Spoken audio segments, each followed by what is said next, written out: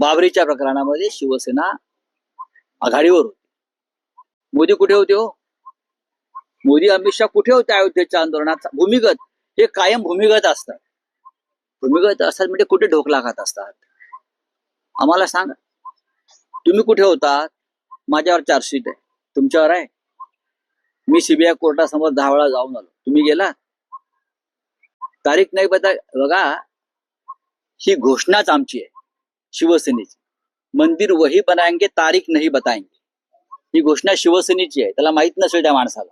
नाही, पण ते म्हणतात की ही मस्करी केली गेली. ही मस्करी नाही, हे पण आमचा मोदींनी दबाव. मंदिर उभं केलं. मोदी काहीच उभारू शकत नाही. मोदीने देश विकण्याचंच काम करू शकतात. कुठे मंदिरे? सर्वोच्च न्यायालयाच्या माध्यमातून मंदिर उभारलं आणि हजारो लाखो करसेवकांच्या बलिदानातून मंदिर उभारलेलं आहे. सहकार्यानं नाही उभारलं, पळून गेले.